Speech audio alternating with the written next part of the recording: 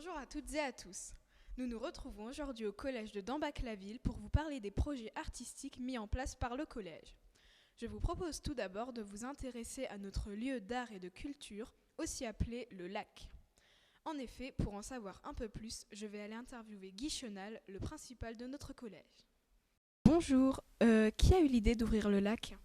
Alors le lac a été créé sur une idée originale de Monsieur Tallinger qui avait ça depuis très longtemps dans la tête et par le chef d'établissement, par moi. Ouais. D'accord. Est-ce compliqué de renouveler les œuvres du lac ? Euh, oui et non, ça peut l'être, mais on a beaucoup de chance. On a signé une convention avec un organisme qui s'appelle le FRAC pour la première année. Le FRAC, c'est le Fonds régional d'art contemporain, qui nous a proposé une très belle exposition. On a eu également l'exposition de Monsieur Robert Stéphan, qui est impliqué dans la classe colorée, qui nous a aussi gratifié d'une très très belle exposition. Je ne sais pas si vous vous en souvenez, mais en tout cas, elle nous a vraiment ébloui par ses couleurs et sa variété.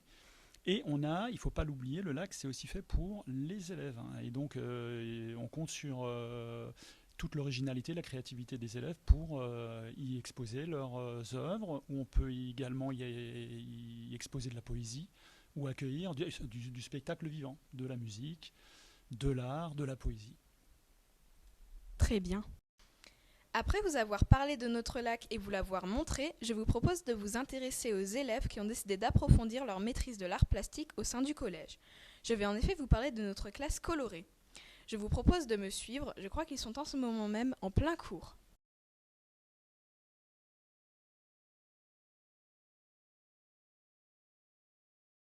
Vous venez d'ouvrir cette année une classe colorée, quel en est le but ?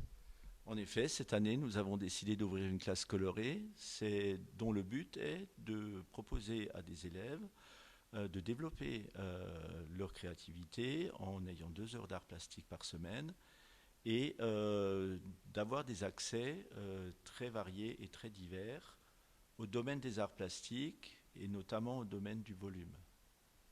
D'accord. Qui a eu l'idée de créer cette classe colorée et pourquoi avez-vous décidé d'entreprendre ce projet ? Alors à l'origine, l'idée de cette classe colorée nous a été apportée par Monsieur Corr, inspecteur d'art plastique. Il l'a proposé à Monsieur Chenal et à moi-même. Monsieur Chenal a tout de suite réussi de façon très positive. Il était assez enthousiaste autour de ce projet. Et donc voilà, nous avons simplement eu à délibérer du niveau qui démarrait dans cette classe. Très bien. Pourquoi avez-vous décidé que ce soit une classe de 4e ?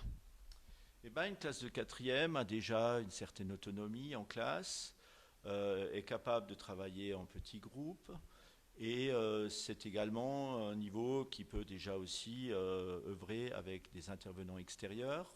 Nous avons cette année un artiste qui s'appelle Robert Stéphan qui travaille beaucoup avec cette classe colorée et dont vous pouvez voir maintenant déjà quelques résultats plutôt probants. Êtes-vous satisfait du résultat de l'implication des élèves ? Je suis très satisfait de l'implication des élèves. Ce sont des élèves qui s'investissent vraiment bien dans le travail, qui ont un certain plaisir à découvrir et le travail de l'artiste intervenant, et évidemment d'avoir un résultat dans leur production. Si vous regardez un petit peu ces totems qui ont été réalisés, où chaque élève a fait un module autour du pop art, vous voyez qu'on a quand même un résultat qui est présentable et on n'a pas à rougir de le présenter en public. Très bien. Est-ce que vous envisagez de poursuivre ce projet l'an prochain et si oui, avec quel niveau ? Oui, tout à fait. Donc, toujours avec l'accord et l'impulsion de Monsieur Chenal, nous avons prévu d'ouvrir une 3e. Donc, les actuels 4e vont continuer dans cette filière, qui n'est pas une filière, mais qui est une classe dominante colorée. C'est donc une classe qui va poursuivre en 3e et parallèlement à cela, on va aussi rouvrir une 4e avec de nouveaux arrivants. D'accord. Merci beaucoup pour cette interview. Nous allons maintenant interviewer quelques élèves de la classe colorée. Bonjour Erin, pourquoi as-tu voulu t'inscrire dans cette classe ? Quand j'étais en 5e, j'ai souhaité m'inscrire dans cette classe parce que j'aime beaucoup l'art plastique, c'est une matière qui m'intéresse et je me suis dit que ça pouvait que m'apporter des bonnes choses. D'accord. Que faites-vous pendant cette heure supplémentaire ? Alors en fait, on va pas faire, du coup, on va pas faire deux choses différentes. Ce qu'on va faire, c'est qu'on va changer le travail tout en suivant le programme. C'est-à-dire que là, si admettons, on va faire ce que les autres quatrièmes font, mais en volume ou différemment. Et on fait on fait des sorties. On était déjà au musée. Là, on va aller dans l'atelier de Robert Stéphan, le monsieur qui parraine notre classe. On va aussi aller dans la forêt faire du land art. Enfin, voilà. Très bien. Euh, Qu'est-ce que cet investissement t'apporte? Ben, déjà, par rapport au brevet, après, il y aura l'oral, donc on pourra présenter des choses qu'on a fait. Ça nous apporte aussi le fait que quand on ne sait pas forcément dessiner, on peut quand même avoir des bonnes notes facilement en art plastique, surtout qu'on est très épaulé par Monsieur Tallinger. Es-tu satisfaite de t'être inscrite dans cette classe? Oui, très satisfaite. Cette classe répond-elle à tes attentes? Elle est même au-delà de mes attentes parce que moi, je me disais qu'on allait juste avoir 2 heures et faire plus de travail, alors qu'en fait, on change un peu la manière de travailler et ça me plaît beaucoup.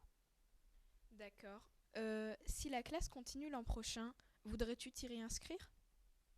Oui, tout à fait, car c'est vraiment un avantage pour nous de pouvoir avoir une deuxième heure. Et même s'il y en a beaucoup qui disent que 2 heures c'est long, que c'est ennuyeux, euh, en fait, une fois qu'on est dans la classe colorée, on les sent même plus passer les 2 heures. Souvent, à la fin des 2 heures, je me demande est-ce que c'était vraiment 2 heures. Très bien. Pourquoi as-tu voulu t'inscrire dans cette classe? J'ai voulu m'inscrire dans cette classe car je trouvais l'idée intéressante d'avoir 2 heures d'art plastique au lieu d'une simple heure. D'accord. Que faites-vous pendant votre heure supplémentaire? Alors pendant cette heure supplémentaire, on fait des travaux manuels en volume.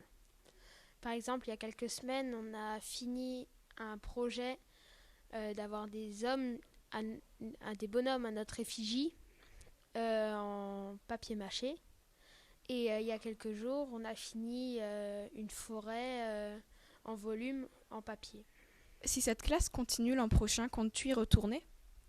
Oui, j'aimerais beaucoup y retourner parce que pour avoir de nouveau 2 heures, parce que c'est plus simple pour concrétiser des projets, on a plus de temps et voilà. D'accord, merci. Nous allons maintenant interviewer Guy Chenal, le principal de l'établissement. Qu'est-ce qui vous a poussé à ouvrir cette classe colorée? Là encore, c'est un projet, ça ne se fait jamais seul. C'est un principe de base. L'idée est venue d'un inspecteur pédagogique régional qui s'appelle Jean-Michel Corr et qui nous a glissé ce projet lors d'une réunion, lors d'un vernissage au lac justement. Et M. Corr nous a vendu le projet. Nous, c'est M. Tallinger et moi-même. Mais une classe colorée, ça se fait avec une équipe pédagogique. Donc il faut que toute l'équipe soit engagée. Donc l'idée vient d'un inspecteur qu'on a repris, une idée qu'on a reprise avec les professeurs. Voilà. Très bien. Et comment avez-vous pu réaliser ce projet? Tout simplement en réunissant le conseil pédagogique, hein, c'est une instance des enseignants avec le chef d'établissement. On leur a présenté le projet, les professeurs ont rejoint le projet, l'ont soutenu, donc on l'a mis en place et on a fait un petit effort financier pour pouvoir monter le projet. Mais là aussi, il faut des élèves, donc il fallait des élèves volontaires et surtout, on a la chance d'avoir un artiste engagé qui est M. Robert Stéphan. Très bien. Avez-vous hésité à entreprendre ce projet? Non, pas du tout. J'ai pas hésité un seul instant parce que justement on avait toute une équipe constituée derrière, des élèves volontaires, un partenariat avec un artiste et un professeur engagé avec une équipe pédagogique derrière. Il y a tout ce qu'il faut pour ouvrir une classe colorée et d'ailleurs la classe colorée va être reconduite l'année prochaine et en quatrième avec une poursuite en troisième. Très bien. Et comme dernière question, quelles sont les contraintes pour un établissement comme celui-ci d'ouvrir une classe colorée? Elles sont pas elles sont pas très nombreuses. Il faut un lieu d'art et de culture. Je pense que ça, cette condition est respectée. Il faut des élèves engagés. Il faut une équipe pédagogique, hein, donc toute une équipe pédagogique, ça veut dire une dizaine de professeurs derrière le professeur d'art plastique, M. Tallinger, qui est porteur du projet. Et il faut un artiste engagé, donc on l'a cette année. Maintenant, il va falloir qu'on réfléchisse aussi à peut-être recruter un ou deux autres artistes pour soutenir la classe. Et voilà, ça va partir. Ça va continuer sans problème. Très bien, merci pour cette interview. Eh bien oui, c'est déjà la fin de ce reportage. J'espère néanmoins qu'il vous aura plu et que vous aurez passé un agréable moment à le regarder. Et sur ce, au revoir.